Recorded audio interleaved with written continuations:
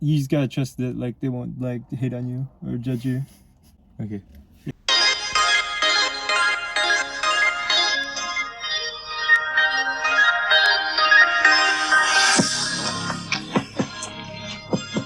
Hey, hi guys, welcome back to my channel. As most of you may know from the title, this is going to be a Q&A video, and I picked a lot of your questions. I think I'm choosing most of them actually, and they were really interesting ones. I am excited to answer some. I'm scared to answer some too, but that's the whole point of this video, to get further insight on me. I already did a Q&A video as one of my first videos, and that was cool and all, but I feel like this one's gonna be a little juicier with questions and answers and just getting to know me.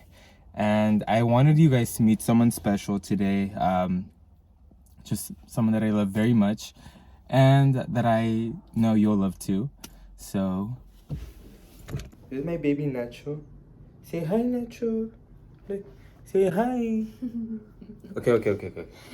I'll let you go, but I just wanted to introduce you guys to my baby. He's like 5 months. He's gonna be 6 months. He's 6 months. He's going to be 6 months. He is 6 months. No. He's gonna be 7. No. Yeah. April, May, June, 7 July, months? August, September, October. November. So he's gonna be 7 months. Yeah. In November. You're so old. I love you. Peace out. Bye. Say bye. Okay, you don't bite me, okay? Bye. This is him sleeping on my mom's bed like always. Oh, his tail. Hey, Papas. They really put a freaking towel over it. So I have my friend Paul, who's not going to make an appearance in the video, but he will be helping me ask the questions. I just thought it'd be interesting to have someone ask me the questions while answering them to you guys. So whenever he's ready, we'll go ahead and just ask the first question. All right. So where do you see yourself in 10 years? That was a question that was asked in my last video too, my last Q&A video. And I remember answering it, saying that I'd want to start my acting career, obviously by then, and be with someone and maybe be close to starting a family. And I think that hasn't really changed much.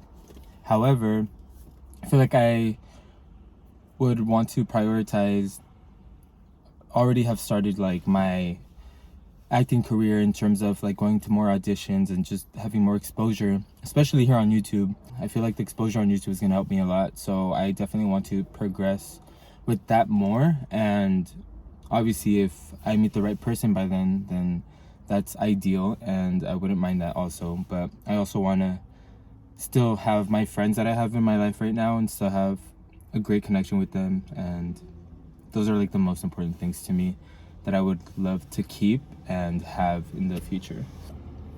If you had a warning label, what would it say?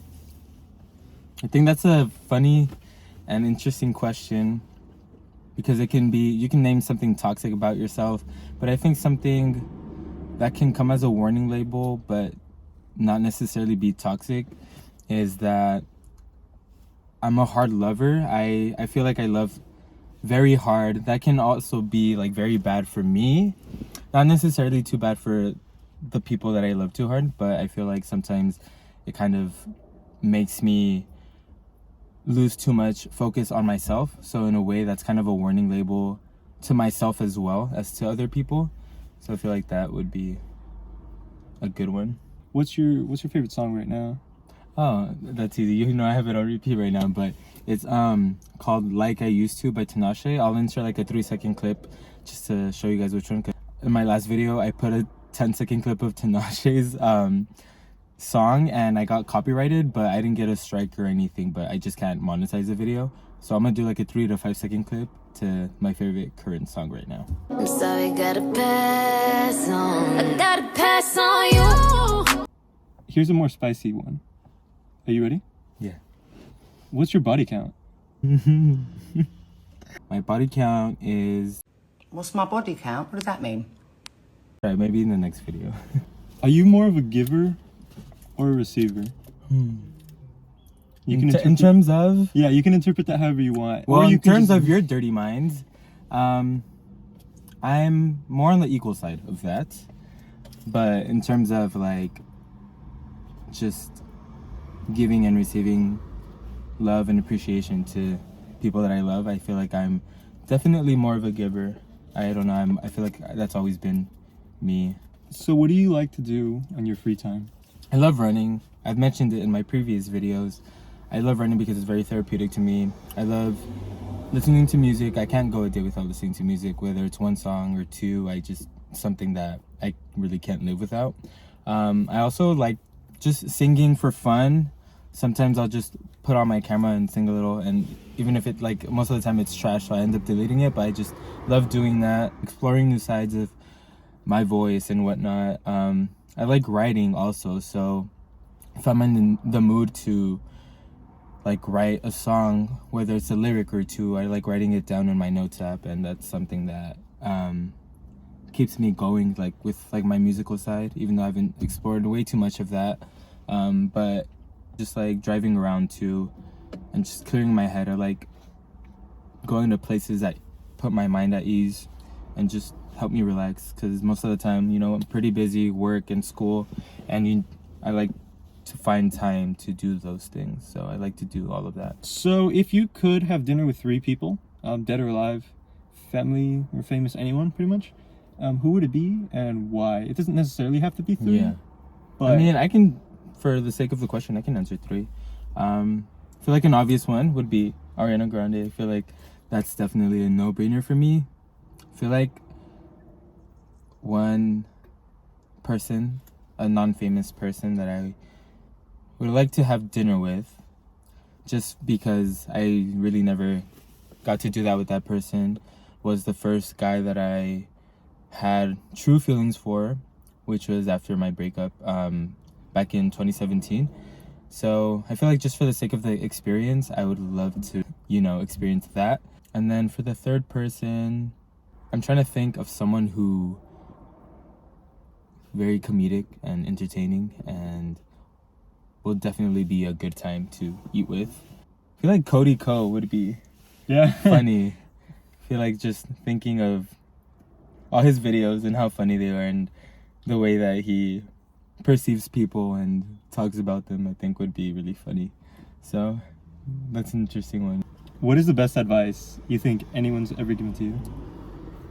One piece of advice, I mean, I've been given a lot of advice, but one that always sticks with me, because obviously it's meant the most to me, was my dad. One day, I think I was just having like a pretty bad day, and he could tell just because I'm very like blunt with my expressions and everything. So I think he noticed I was having a bad day, and he kind of like asked me what's wrong, but I didn't want to just bluntly say what was wrong. You know, I like to keep things to myself too.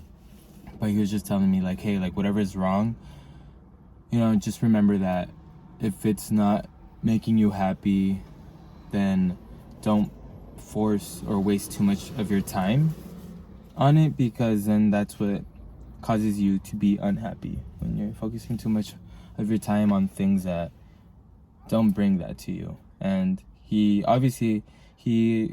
specified that you don't have to be happy all the time, because we all go through things and it happens, but the point is to end up being in a place mentally where you're happy, and physically as well, but I guess mainly mentally for this question. So what is your biggest strength that you are confident about? I think just my determination with things, even when I'm not at my best. I feel like I always find a way to push myself to go in the step of just growing and getting away from the bad things that affect me. So I feel like I can be a very independent person in terms of doing things for myself, but I don't necessarily close off the people that I love and things like that just because I'm trying to focus on myself. So I feel like having a good balance of that has been a good strength for me, just to grow as a person. I think it's really important, like, that you trust yourself and that you could be confident in. And it's not just something that I did one day, you know. I feel like it definitely took time, and I feel like this year has been very crucial to that. How do you say the pandemic has affected you, like, as a person? I mean, it definitely affected my school life for sure. I'm like a little behind now because I just hate online learning and online classes. But besides that, I feel like it's kind of neutral. I don't know if it affected me too bad or not. I feel like I've definitely grown ever since the pandemic started, but I feel like that's just normal for people to want to grow despite there being a pandemic. It's definitely helped me be more appreciative of the people around me and the health for myself and for the people that I care about. I definitely found more time for myself. I started this YouTube channel like during the pandemic, and I feel like having more time is what helped me start this channel too. So being a LGBTQ plus individual, how would you say it affected you or the hardships that you've experienced from it? I mean, definitely the first thing was coming to terms with it. I feel like I definitely knew ever since I was a kid, and it's something that I've always known, but it's not something that I understood until I was a teenager and I actually came to terms with it. And just the hardest part was to actually accept it, because for the longest time I never wanted to actually tell myself that I like guys and I like girls too, but like I like guys a lot too. So it was just this back and forth fight with myself, and I feel like after that things definitely started feeling better with myself. I felt more liberated and just like more myself, obviously, and I experienced more and more as time went by. But I just think that dating in the community is very different for everybody, but I feel like it's a much harder thing to do than straight people. I believe that it's harder for people in the LGBTQ plus community to date. Yeah, straight up, like it's like people know that Mm-hmm. it's much harder for people to be like other people. You might date them and they straight up might not be able to ready to come out, or Yeah. they might be affected from trauma. Like it's definitely There's more obstacles in a way, you know. There so, are more obstacles. So I feel like that definitely just being more obstacles, having less options, right? Having less options too already affects the fact that you can't have as many people to kind of like the dating pool is just so minimal, you know, compared to the straight community. But I think that's been a really big one too, but it's definitely something that I not focusing too much on, because I know that if it comes, it comes, and like that's just how shit works. Like I'm not gonna focus too much on that, even though I already know like what the obstacles and everything are. So but yeah, definitely that's been definitely a challenging thing, like being an LGBTQ member, and it's so different for everybody. So my experience as a member of the LGBTQ community can be different from someone else's. They could have a totally different answer, but that's my answer. You've grown a lot, and honestly, I think it's great. Yeah, And top or bottom? Versatile king. That's all I'm gonna say. Favorite position? Like favorite song from Positions? No. Missionary. The classic. In a hair pull or back scratch? Hair pull. I feel like back scratching hurts like more. So definitely hair pulling. Sex on the first date? Depends. Depends. Okay. Depends on chemistry, how the date went, or if you literally just want to fuck because the date didn't go that well and you're still attracted You're to like, this person. You're like, might as well get something out of it, right? Sure. Jacob or Edward? Jacob. Easy. Okay, here's another one. Would you rather have sex with only one person for the rest of your life, or a new partner every year? I have thought about this.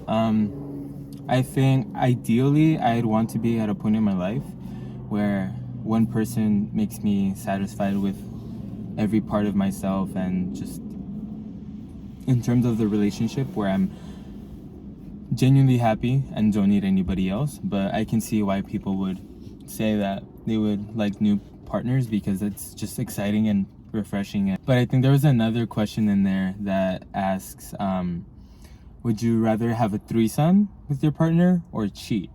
So like if I'm playing with the question a little bit, I feel like ideally I'd like to have sex with one person for the rest of my life, when it comes to like the point that I'm in like with the perfect person and that I'm happy, but there's always ways to explore with that person too, like whether it's having a threesome or a foursome or whatever, you know.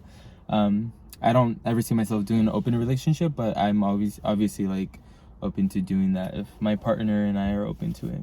What would you say the worst and best Ariana Grande songs are? I think I've said that in terms of production, lyricism, melody, just, did I say production already? But production also, I don't know if I said that already, but Production quality. yeah, I think I said that. But I think in terms of everything and vocals and just the feeling, whatever of the song, I think God is a Woman is definitely her best song.